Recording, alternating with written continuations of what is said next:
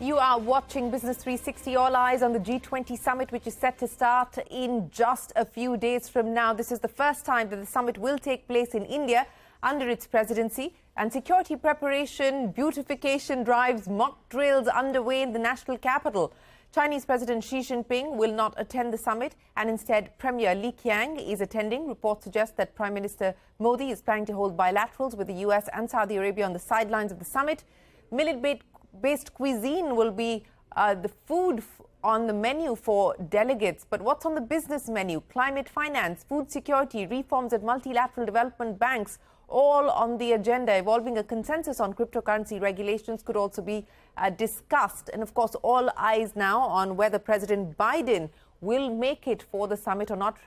Just this morning, news coming in that Jill Biden, the First Lady, has been diagnosed with COVID. And of course, President Biden currently negative, being tested.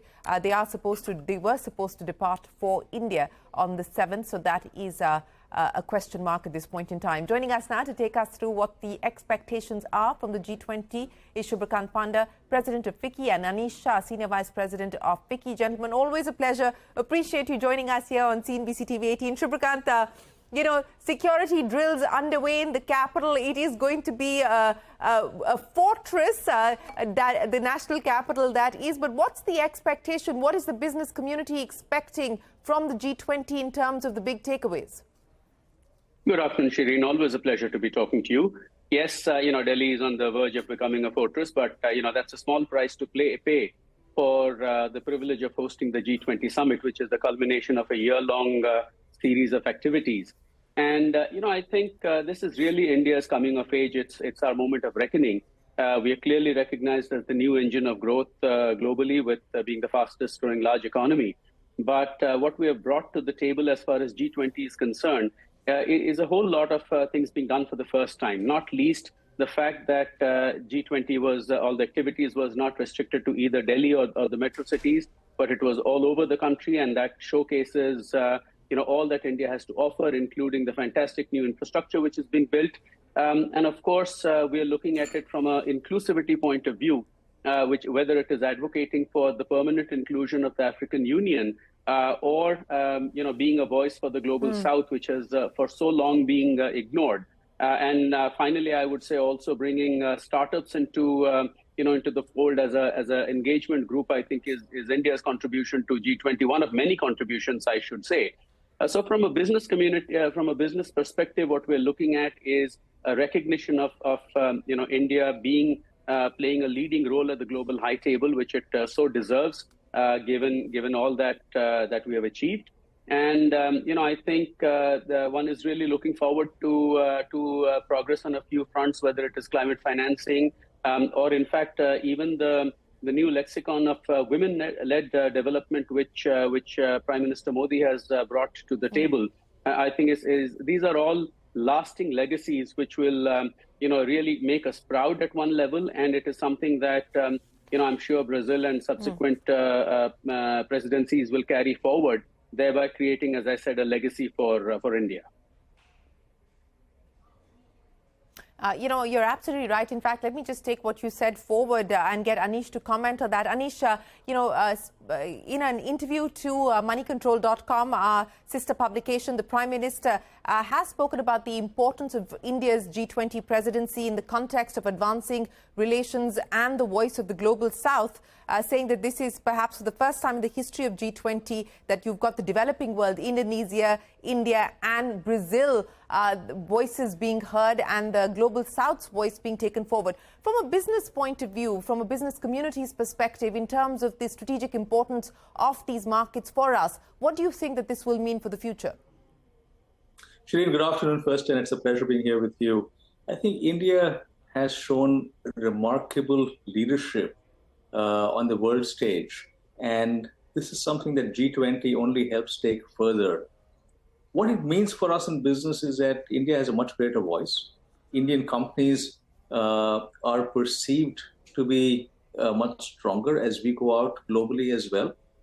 And as India is also uniquely positioned to be able to help reduce some of the tensions by negotiating or by partnering with various countries around the world, it potentially augurs well for supply chains also. So we see multiple benefits, and we think there's a lot that needs to be done on the world stage, just given what we've seen over the last 2 or 3 years. And it's good to see India at the forefront.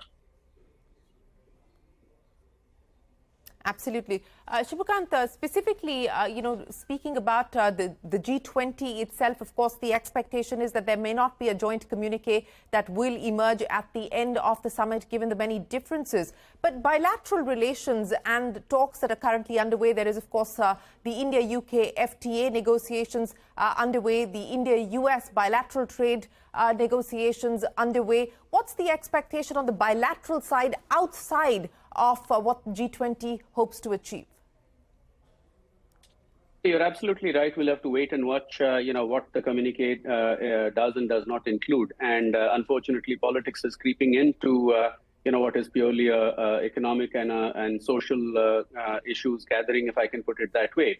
But be that as it may, apart from whatever the final G20 communique includes, you're absolutely right that the bilateral discussions which will take place are also important. Again, just to reiterate what Anish said, this is India's coming of age. This is a clear recognition of India's new standing in the world order, and the fact that whether it is economically, whether it is politically, whether it is the ability to straddle diverse partnerships without getting boxed into one grouping or the other. I think all of this speaks well for India's sagacity and its diplomatic prowess.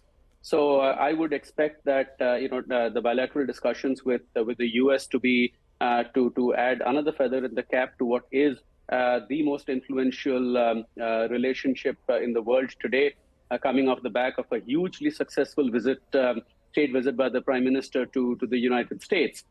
Equally, I think with other G20 leaders, whether it is taking forward discussions with UK on the FTA, there is a lot to be gained. And do keep in mind that when we talk about China plus one being an opportunity for us, clearly we are looking at attracting investment not just for domestic markets but also for using India as a production base for exports, and that is where bilateral ties, bilateral trade agreements, etc., are important. And I'm sure the Prime Minister and the entire team will be hard at work, not just on the G20 aspect of it, but how to maximize the positive outcome arising out of bilateral discussions and engagements. Yes, in many ways, this is an opportunity for India, and we intend to showcase whether it is what we've done on our digital public infrastructure side or, of course, the strength of the economy here at the G20 ministerial. Anish, from the Indian economy vantage point, while inflation is a challenge at this point in time, it hasn't been as much of a challenge as the developing world. What is the sense that you get? We have seen the driest August in 100+ years now. There are concerns on what all of this could mean as far as food prices are concerned and inflation. What would you be concerned about today, and what does the outlook look like? Shireen, we are actually seeing a lot of optimism and continue to be very bullish on India. Over the last few months, despite the interest rate increases, which really were minimal compared to what we've seen around the world, the Indian economy has held up very strongly. We saw the growth in GDP in the first quarter at 7.8%. But beyond the first quarter numbers, as we look at the underlying sectors, the various industries that we are in as a Mahindra Group, we are seeing just tremendous growth. And that's something that I don't feel is likely to abate. We're putting in more capacities. There are many other industrial houses adding capacities as well at this point in time, as we see that strength in the economy. The rainfall in August is concerning, yes, but we've always seen some ups and downs in rainfall over the years. We've had reasonable rainfall in July. There's some catch-up we're starting to see early September. So I think it's too early to really decide on where the rainfall is going to end for this season.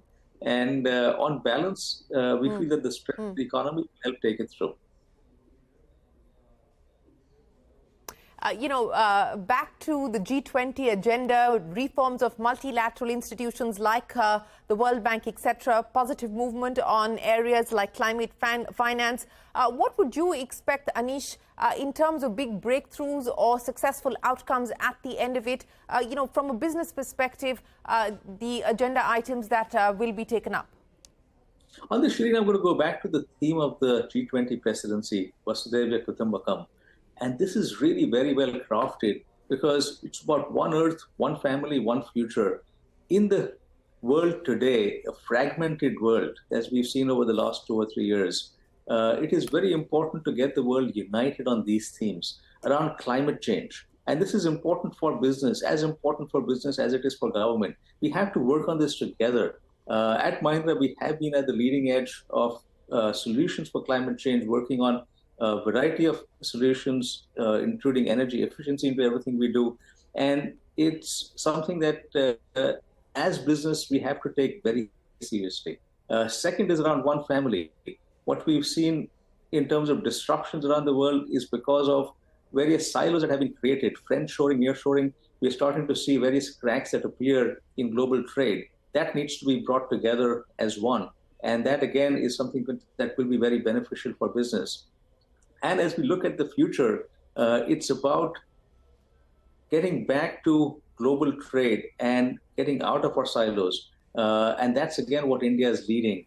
So these are the things that we expect will come out of some of the negotiations. Some are going to be tougher than others, but we're hoping for some tangible outcomes that can help us lead to a much better world overall and a much better outlook for businesses around the world. Well, a balanced approach to trade, not deglobalization, but re-globalization. That is the expectation as the G20 ministerial kicks off in the capital here. Of course, as we pointed out, at this point in time, a question mark on President Biden's arrival. But as we already know, President Putin, which was expected, not attending the summit, and the Chinese President Xi Jinping won't be here either. And a joint communique is unlikely, but India expected to showcase its many strengths and the themes, the pillars that it identified at the start of its G20 presidency, with the big one being the digitization success story. Subhrakant, Panda, Anish, Shah, always a pleasure. Many thanks for joining us here on CNBC-TV18. We will, of course, check in with you over the G20 weekend as we get more developments from the summit. That's it then on this edition of Business 360. Thanks very much for watching. Stay tuned. The news continues here on CNBC-TV18.